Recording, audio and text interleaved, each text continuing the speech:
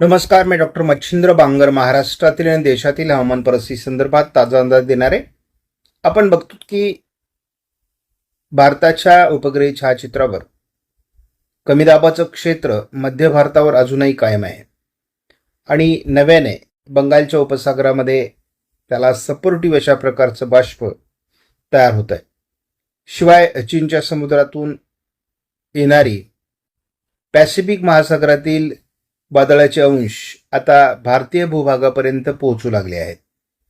त्यामुळे एकूणच बदलत्या हवामानाचा परिणाम भारतामध्ये वेगवेगळ्या हवामान प्रणाल्या पोहोचत असल्यामुळे साहजिकच यामध्ये पावसाचं प्रमाण वाढण्यास मदत होऊ शकते. 22 तारखेपर्यंत भारतामध्ये पडलेल्या पावसाच्या आकडेवारीचा विचार केला असता 14% पावसाची घट ही देशामध्ये आहे. म्हणजे एकूण 86% पाऊस हा कालपर्यंत नोंदला गेलेला आहे. पावसाची परिस्थितीचं निरीक्षण केलं असता ज्या ठिकाणी कमी दाबाचं क्षेत्र आहे त्या ठिकाणी आणि एकूणच या भागामध्ये पावसाचं प्रमाण वाढलेलं आहे. यामध्ये विदर्भातही ठिकठिकाणी पावसाच्या घटना वाढलेल्या आहेत. कोकण किनारपट्टीला देखील ठिकठिकाणी पाऊस वाढलेला आहे. थोडं मध्य महाराष्ट्रातही काही ठिकाणी किंवा पश्चिम महाराष्ट्रातही तुरळक ठिकाणी पावसाचं प्रमाण वाढलेलं आहे. कोकण किनारपट्टीला पावसाच्या सरी या अधूनमधून होत आहेत. आपण 4 आठवड्याच्या अंदाजावर म्हणजेच एक्सटेंडेड रेंजमधील फॉरकास्टवर आपण जर लक्ष दिलं तर विदर्भामध्ये 27 तारखेपर्यंतच्या अंदाजामध्ये पाऊस दाखवण्यात आलेला आहे. आपण या ठिकाणी एक सिस्टम कायम राहण्याचा अंदाज आहे आणि त्या पद्धतीचं वातावरण आता आहे. कोकणामध्ये देखील पावसाचा अंदाज देण्यात आलेला आहे. मात्र एक गोष्ट आपल्या लक्षात आली असेल की राजस्थानच्या आणि गुजरातच्या काही भागातील पाऊस दीर्घकाळासाठी उघडलेला आहे आणि या उघडपीमध्ये आणखी वाढ होण्याची शक्यता 27 ऑगस्ट ते 3 सप्टेंबरच्या दरम्यान आहे. विदर्भात केवळ पाऊस आहे, परंतु एकूण पाऊसमान कमी दाखवलंय. 10 सप्टेंबरपर्यंतचा विचार केला तर आपल्याला या ठिकाणी अधिक उघडीप वाढताना दिसते आहे. त्यामुळे मान्सूनचा परतीचा प्रवास खूप लवकर होण्याची शक्यता यावर्षी आहे. तीच परिस्थिती आपण जर 17 सप्टेंबरपर्यंत बघितली तर हे वातावरण जवळपास 17 तारखेपर्यंत मध्य प्रदेशपर्यंत राहण्याची शक्यता आहे. त्यामुळे जरीही मान्सूनचा परतीचा प्रवास सुरू झाला तरी तो जलद गतीने होईल असं नाही. परंतु एकूण जर आपण निरीक्षण केलं या 4 आठवड्यामध्ये तर महाराष्ट्रामध्ये पावसाचं प्रमाण कमी होत जाण्याची शक्यता दाखवण्यात आलेली आहे. मात्र आपल्याला साधारण शेवटच्या आठवड्यामध्ये 17 तारखेपर्यंतच्या शेवटच्या आठवड्यामध्ये बंगालच्या उपसागरामध्ये काही वादळी प्रणाली विकसित होण्याकरता अनुकूल वातावरण तयार होणार आहे आणि याच ठिकाणी तयार होणाऱ्या वादळी प्रणाली ही काही प्रमाणात महाराष्ट्रापर्यंत पोहोचू शकतील आणि पर्यायाने महाराष्ट्रात पाऊस वाढू शकतो हा आपला अंदाज आहे. ऑगस्टच्या एलिनो संदर्भातील नोवा सीपीसीचा रिपोर्ट जर आपण बघितला प्रोबॅबिलिटीज ENSO तर आपल्याला लक्षात येईल की 100% प्रोबॅबिलिटी ही जुलै ऑगस्ट सप्टेंबरमध्ये दाखवण्यात आलेली आहे. ऑगस्ट सप्टेंबर ऑक्टोबरमध्ये 100%, सप्टेंबर ऑक्टोबर नोव्हेंबरमध्ये 100%, त्यानंतर ऑक्टोबर नोव्हेंबर डिसेंबरमध्ये 100%, नोव्हेंबर डिसेंबर जानेवारीमध्ये 100%, डिसेंबर जानेवारी फेब्रुवारीमध्ये 100%, जानेवारी फेब्रुवारी मार्चमध्ये 100%. परंतु फेब्रुवारी मार्च एप्रिलमध्ये याच्यामध्ये घट सुरू होईल. न्यूट्रल कंडिशनचा प्रभाव वाढायला सुरुवात होईल. त्यानंतर मार्च एप्रिल मेमध्ये यामध्ये मोठ्या प्रमाणात अगदी 70-80% त्याची प्रोबॅबिलिटी राहील आणि हा आत्ताचा अंदाज आहे. पुढे भविष्यात हा आणखी कमी होण्याची शक्यता आहे जसे अंदाज पुढे जातील तसे. आणि यामध्ये न्यूट्रल कंडिशनसुद्धा जवळपास 20% वाढण्याची शक्यता आहे. त्यामुळे हवामानातले बदल आपल्याला जाणवतील आणि हळूहळू याबरोबरच आपल्याला मान्सून सीझनमध्ये 2027ला लानिनाचा उद्भव देखील संभव आहे. आपण हाच अंदाज जेव्हा IRI इंटरनॅशनल रिसर्च इन्स्टिट्यूट या संस्थेचा अंदाज जर आपण घेतला तर हाही त्याच पद्धतीचा आहे. यामध्ये देखील एप्रिल मे जूनपर्यंतचा अंदाज देण्यात आलेला आहे आणि या ठिकाणी मात्र 20% अधिक न्यूट्रल कंडिशन वाढणार आहे. एल निनोचा प्रभाव मोठ्या प्रमाणात कमी होणार आहे. त्यामुळे पुढच्या वर्षीच्या मान्सूनवरही एल निनोचा हलका प्रभाव राहील. म्हणजे पूर्णपणे 100% प्रोबॅबिलिटी नसली तरी 60-70% प्रोबॅबिलिटी आहे. त्यामुळे सुरुवातीला जूनमध्ये पाऊस कमी राहू शकतो. जुलैपासून पावसाचं प्रमाण वाढू शकतं असा एक अंदाज आहे. परंतु आणखी भरपूर दिवस आहेत आणि त्यामुळे या अंदाजात बदल होऊ शकतो. लानिनाचा उद्भव देखील संभव आहे. मात्र आपण जेव्हा मल्टी मॉडेल अनेक मॉडेलचा अंदाज बघतो तेव्हा मात्र आपल्याला असं जाणवतंय की नोव्हेंबर, डिसेंबर, जानेवारीपासूनच याची उतरती प्रतिमा सुरू झालेली आहे. म्हणजे या ठिकाणी आपण असं बघतो की या ठिकाणापासून तो पुन्हा एकदा खाली झुकायला सुरुवात होते आहे. त्यामुळे अनेक मॉडेलचा जेव्हा आपण अंदाज घेतो तेव्हा डिसेंबरपासूनच त्याचा उतरता प्रभाव सुरू होणार आहे आणि एप्रिल मे जूनपर्यंत बऱ्याच अंशाने म्हणजे जवळपास 1.5 किंवा त्याहीपेक्षा कमी अगदी याचा प्रभाव राहणार आहे. त्यामुळे साहजिकच आहे की अनेक मॉडेलचा अंदाज आपण जेव्हा घेतो तेव्हा पुढच्या वर्षीच्या मान्सूनवर एल निनोचा प्रभाव कमी राहील असा अंदाज वाढतो आहे. GFS मॉडेलने मराठवाडा आणि विदर्भामध्ये आज पावसाचा अंदाज दिला आहे. शिवाय दक्षिण कोकणात देखील पाऊस वाढण्याची शक्यता आहे.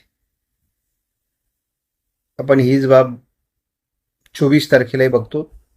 विदर्भाच्या पूर्व भागामध्ये पावसाचं प्रमाण वाढू शकतं. तीच परिस्थिती थोड्याफार फरकाने 25लाही आहे. 26ला मध्य भारतामध्ये मध्य प्रदेशमध्ये खास करून कमी दाबाचं क्षेत्र वाढणार आहे. तसा महाराष्ट्राला त्याचा विशेष फायदा होत नाही. परंतु 28, 29, 30 या कालावधीमध्ये पावसाचं प्रमाण महाराष्ट्रात कमी असण्याची शक्यता आहे. ECMWF मॉडेलने मात्र आज मराठवाडा, पश्चिम महाराष्ट्र, विदर्भ असं वातावरण बदलण्याचे संकेत दिले आहेत. पहिल्यांदा हवामानातला मोठा बदल या ठिकाणी दाखवण्यात आलाय. महाराष्ट्राच्या दिशेने एक सिस्टम सरकण्याचा अंदाज जो स्कायमेटने दिला होता त्या अंदाजाशी सुसंगत अशा प्रकारचा अंदाज आलाय. 24 तारखेला देखील महाराष्ट्राच्या मराठवाडा, पश्चिम महाराष्ट्र, विदर्भ, कोकण पावसाळी प्रमाण वाढण्याचा अंदाज आहे. 25 तारखेला विदर्भात पावसाचा जोर ECMWF मॉडेलने दाखवलेला आहे. 26 तारखेला विदर्भात मोठे पाऊस होऊ शकतात. हा आत्ताचा अंदाज जरी असला तरी पुढे हा महाराष्ट्रावर सरकण्याची शक्यता आहे. 27ला याचा महाराष्ट्राच्या उत्तरेकडून थोडा प्रभाव आहे. परंतु यामध्ये जळगाव, अकोला, बुलढाणा, अमरावती, नागपूर, भंडारा, गोंदिया, चंद्रपूर, गडचिरोलीचा काही भागात याचा प्रभाव आहे. 28 तारखेला उत्तर महाराष्ट्रामध्ये याचा प्रभावी वातावरण दाखवण्यात आले आणि आपण कालच्या तुलनेत आज जर बघितलं तर हे काही प्रमाणात महाराष्ट्रात सरकताना दाखवण्यात आले आणि आपला अंदाजही जसा अंदाज पुढे सरकेल तसा याचा महाराष्ट्रावरचा प्रभाव वाढत जाणार आहे. 29 तारखेला देखील विदर्भ, मराठवाड्याच्या काही उत्तरेकडील भागात पाऊस वाढण्याचे संकेत आहे. 30 तारखेला ही सिस्टम पुन्हा मागे फिरून विदर्भाच्या पूर्व भागावर केंद्रित होईल असा अंदाज आहे. 31ला ही सिस्टम मागे फिरताना दाखवलेली आहे आणि त्यामुळे खंड परिस्थिती महाराष्ट्रात निर्माण होऊ शकते. 1 सप्टेंबरपासून ECMWF मॉडेल पावसाचं प्रमाण महाराष्ट्रात कमी होईल किंवा एक खंड राहील असं दाखवत आहे. 2ला एक खंड आहे. 3ला स्थानिक वातावरण पश्चिम महाराष्ट्र, उत्तर महाराष्ट्र, कोकण वाढण्याची शक्यता आहे. 4 तारखेला उत्तर महाराष्ट्रात एक सिस्टम सक्रिय राहण्याची शक्यता आहे. त्याचबरोबर पश्चिम महाराष्ट्रात स्थानिक वातावरणाची शक्यता वाढते. 5 तारखेला उत्तरेकडून एक सिस्टम महाराष्ट्रावर परिणाम करेल असा अंदाज आहे, परंतु हे अंदाज सगळे बदलणार आहे. याचं कारण असं आहे की महाराष्ट्रावर याचा इम्पॅक्ट अगोदर जास्त पडण्याची शक्यता आहे, कारण सध्या हे दूरचे अंदाज आहे. 6 तारखेला आपण उत्तरेकडून महाराष्ट्राचे जे प्रभाव दाखवतोय आणि मध्य प्रदेशवर एखादी सिस्टम येते, ती महाराष्ट्राकडे सरकते असं दाखवलेलं आहे. परंतु या सिस्टम पुढील कालावधीमध्ये महाराष्ट्रावर सुद्धा केंद्रित होऊ शकतात. हा जो स्कायमेटचा अंदाज आहे तो इतर मॉडेलही दाखवू लागलेले आहे, त्याच्या जवळचा अंदाज, आणि पुढे भविष्यामध्ये महाराष्ट्रावर याचे परिणाम जास्त होतील असा अंदाज आहे. त्यामुळे महाराष्ट्रात पुढचा कालावधी चांगल्या पावसाचा असू शकतो. आज जरी मॉडेलने कमी दाखवला असला तरी देखील HMW मॉडेलने एकूण 6 तारखेपर्यंत थोडा उत्तर महाराष्ट्र, विदर्भ, उत्तर मराठवाडा या भागात पाऊस वाढताना दाखवलाय. कोकणात पाऊस वाढताना दाखवलेला आहे. हाच अंदाज आपण जेव्हा GFS मॉडेलनुसार बघतो तेव्हा मराठवाडा, विदर्भ आणि कोकण असं वाढतं प्रमाण दाखवण्यात आलेलं आहे. आयकॉन मॉडेलने देखील विदर्भमध्ये पावसाचा अंदाज आणि मराठवाड्यातील पावसाचा अंदाज वाढीव दाखवलेला आहे, परंतु हा केवळ 29 तारखेपर्यंतचा आहे. सध्या या मॉडेलने विदर्भातील काही जिल्ह्यांमध्ये मेघगर्जनेसह पावसाळी वातावरण दाखवलेलं आहे. हवामानातले बदल स्पष्ट होऊ लागले आहेत. चक्राकार स्थिती ही थोडी खाली सरकू लागली आहे. जी आपण कालपर्यंत अतिशय उत्तरेला बघत होतो आणि हळूहळू ही चक्राकार स्थिती आता महाराष्ट्राच्या दिशेने येऊ शकते अशा प्रकारचा देखील अंदाज वाढतोय. त्यामुळे ही अतिशय आनंदाची बाब आहे. मॉडेल आत्ता जरी ते वेगवेगळ्या प्रकारची अंदाज देत असले तरी आपला अंदाज आहे की पुढील काही कालावधीमध्ये या सिस्टम आता महाराष्ट्रावर सक्रिय होऊ शकतील.